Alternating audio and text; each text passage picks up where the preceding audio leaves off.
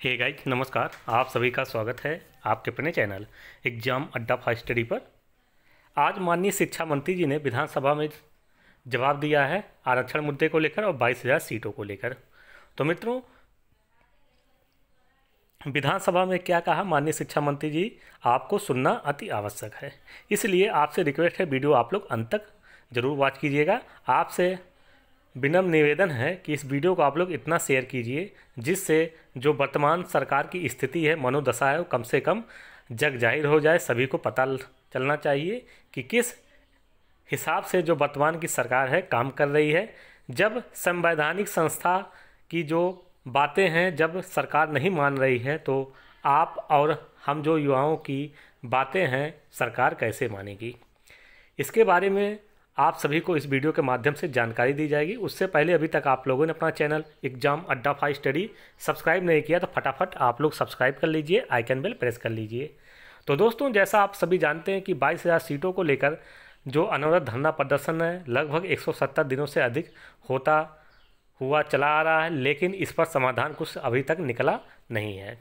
अभी कुछ दिन पहले ही 5 डेलीगेशन सदस्यों की टीमों ने मुलाकात की माननीय बेसिक शिक्षा मंत्री सतीश द्विवेदी जी से, लेकिन वहां पर इनको लॉलीपॉप मिला और इस पर अभी तक कुछ निर्णय नहीं लिया गया है। और आरक्षण की बात की जाए तो आमरण अनशन चल रहा है इस समय जो हमारे भाई बहन आरक्षण को लेकर, लेकिन जो वर्तमान की सरकार है टस से मस अभी तक होती हुई नज़र नहीं आ रही है। लेकिन जो हमारे भाई बहन हैं वो भी टस से मस होने वाले नहीं हैं।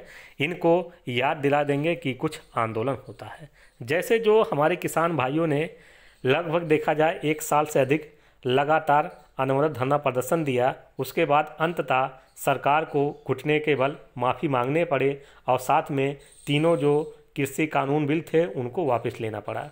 वैसे ही जो हमारे क्रांतिकारी साथी हैं, चाहे 22,000 वाले हों, चाहे 69,000 शिक्षक भर्ती में आरक्षण के साथ में जो घोटाला हुआ है, उसके लिए सरकार को हाथ जोड़कर माफ़ी मांगना पड़ेगा और साथ में 22,000 सीटें जोड़ना पड़ेगा और साथ में आरक्षण मुद्दे को लेकर इनका जो समाधान है उसको करना होगा।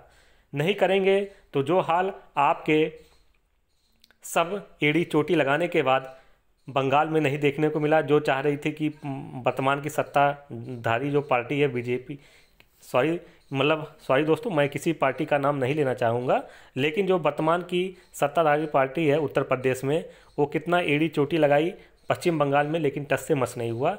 जो सरकार थी वहाँ पर वही सरकार रही। वैसे ही अब आज युवा का दौर है। जो हमारे भाई बहनों ने अपने खून पसीने से मेहनत के बल पे, माता पिता ने किस तरीके से उनको डीएलएड कराया, बीएड कराया, उसके बाद जब वो उस लायक हो गए कि हाँ वो शिक्षक बन सकते हैं, लेकिन यही वर्तमान सरकार है उनकी बातों को सुन रही है। जब जो जायज़ मांग है, चाहे आरक्षण का मुद्दा हो, चाहे 22,000 सीटों का मुद्दा हो, चाहे फिर नई प्राइमरी शिक्षक भर्ती का मुद्दा हो, तीनों जायज़ मांग है। तीनों जायज़ मांग जब तक सरकार पूरी नहीं करेगी सत्ता में विराजमान नहीं हो सकती है। जो हमारे 20 लाख पास टेट सीटेड पास भाई बहन हैं, वो सरकार को याद दिलाने का काम करेंगे कि हाँ, बिना हमारे आप सत्ता की सीढ़ी नहीं सब चढ़ पाएंगे।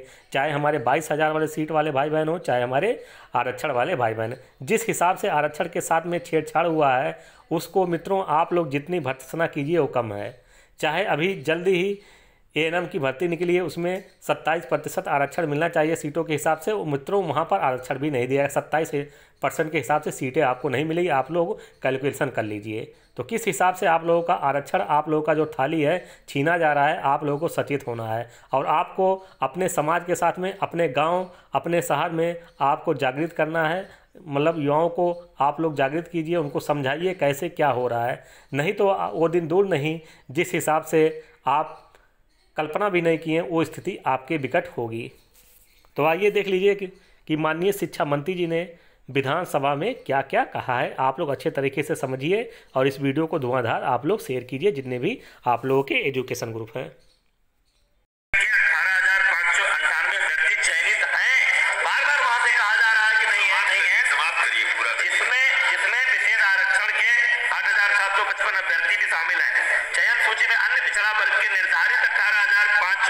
पदों के सापेक्ष अन्य पिछड़ा वर्ग के कुल 31,228 अभ्यर्थी चयनित हैं, जिसमें से 12,630 अपने गुणांक के आधार पर अनारक्षित मिल गए।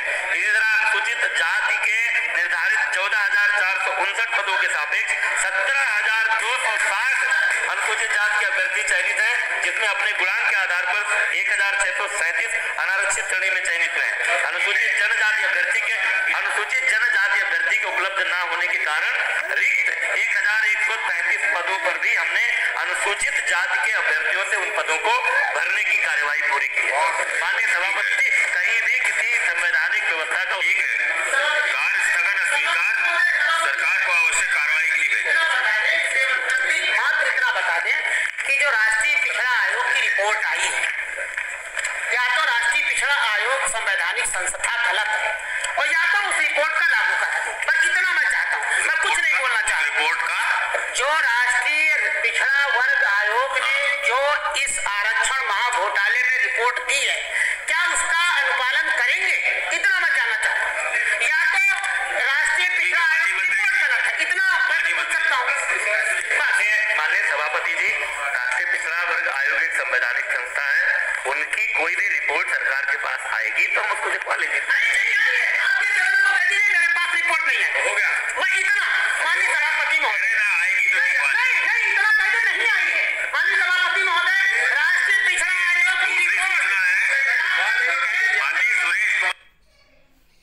तो मित्रों, आप लोगों ने देखा कितना सफ़ेद झूठ माननीय शिक्षा मंत्री जी बोल रहे हैं कि जो राष्ट्रीय पिछड़ा वर्ग आयोग का जो रिपोर्ट है सरकार के पास नहीं पहुंचा। एक बार नहीं मित्रों, कई बार रिपोर्ट जो है सरकार के पास पहुंच चुका है, लेकिन विधानसभा में जो मंत्री झूठ बोल सकते हैं तो युवाओं को जो उनका दायित्व है कि प्राइमरी में नए पद सृजित करना, युवाओं को रोजगार देना, युवाओं को प्राइमरी शिक्षक भर्ती का विज्ञप्ति जारी करना, किस हिसाब से झूठ बोल रहे होंगे तो मित्रों आप लोग समझ सकते हैं। क्योंकि जब विधानसभा में सफ़ेद झूठ बोल रहे हैं कि जो एक संवैधानिक संस्था है उसका कोई भी रिपोर्ट इनके पास नहीं पहुंचा है। एक बार नहीं मित्रों, कई बार राष्ट्रीय पिछड़ा वर्ग आयोग का रिपोर्ट पहुंच चुका है। तब ये बात माननीय शिक्षा मंत्री जी कैसे कह सकते हैं कि राष्ट्रीय पिछड़ा वर्ग आयोग का कोई भी रिपोर्ट इनके पास नहीं पहुंचा है? या तो मित्रों ये सीट डकारना चाहते हैं, या तो मित्रों ये सीट हाईजैक करना चाहते हैं। आप लोग समझ सकते हैं।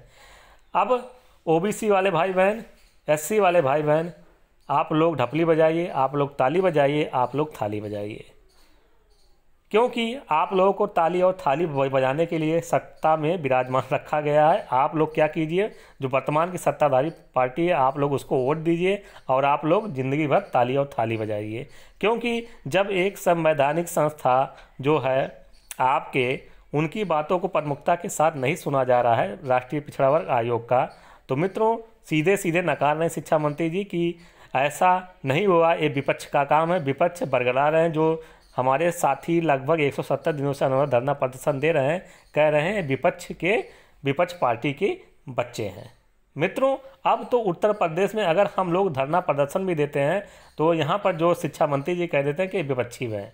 तो मित्रों ये नहीं होना चाहिए। अगर हम लोग अपने जायज़ मांग को लेकर एक गांधीवादी आंदोलन कर रहे हैं तो उसको मांग को, जो हमारे मांग को उसको सुनना चाहिए और उस पर अमल करना चाहिए। लेकिन जो माननीय शिक्षा मंत्री सीधे सीधे टकार जा रहे हैं कि हमने ऐसा नहीं किया, वैसा नहीं किया, ऐसा हुआ वैसा हुआ, संवैधानिक संस्था हमारे पास कोई भी रिपोर्ट नहीं भेजी। एक बार नहीं मित्रों, कई बार पहुंचा दिया गया है। यही शिक्षा मंत्री जी हैं जो कह रहे थे कि 22,000 का कोई मुद्दा नहीं है, लेकिन चुनाव आता हुआ साथ में देखा कि चुनाव आ रहा है कि हमारी जो खटिया खड़ी हो जाएगी, तो इन्होंने आनन फानन में 5 डेलीगेशन की जो टीम है उनको बुला लिया मिलने के लिए। लेकिन इस पर भी इन्होंने कुछ स्पष्ट नहीं किया कि 22,000 सीटें कब जोड़ेंगे, क्या नहीं जोड़ेंगे। तो मित्रों अब क्या करना है आपको, आप समझ सकते हैं, क्योंकि आप लोगों के पास चंद दिन बचे हुए हैं।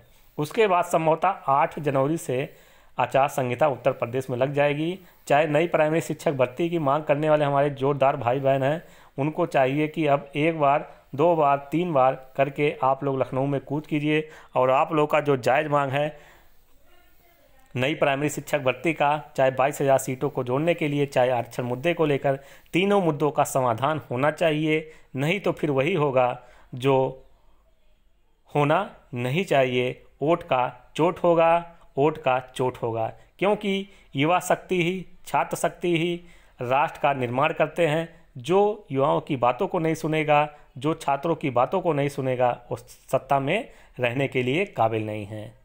जब यही मुख्यमंत्री जी कहते हैं कि हम 6 महीने के अंदर सभी रिक्त जो भी पद हैं हम सब उसको भर लेंगे, क्या मुख्यमंत्री जी इतने झूठे हैं? यही मुख्यमंत्री जी मंच पर खड़े होकर कहते हैं कि हम 1 महीने के अंदर यूपी टेट का परीक्षा कंडक्ट करा लेंगे। अब जो परीक्षा की डेट संभवतः सुनने में आ रही है कि जनवरी लास्ट में चली गई है। ये शिक्षा मंत्री जी हैं जो बहुत लंबी फेंकते हैं कि हम 1 महीने के अंदर करा लेंगे। तो क्या हुआ? जब आपके मंत्री हों, मुख्यमंत्री जी हों जो इतना सफ़ेद झूठ बोलते हों, तो इतनी लंबी बात इनको करने की ज़रूरत नहीं है। सीधे सीधे कहते हैं हम समय पर यूपी टेट परीक्षा करा लेंगे, लेकिन इतनी लंबी इनको हाँकने की क्या ज़रूरत है कि हम परीक्षा कराएंगे, 1 महीने के अंदर कराएंगे, क्या कराएंगे क्या नहीं कराएंगे आपके समक्ष है। तो आप लोग समझ सकते हैं। अंत तक जुड़े रहने के लिए हमारे सभी सम्मानित साथियों का बहुत बहुत धन्यवाद। जय हिंद, जय भारत।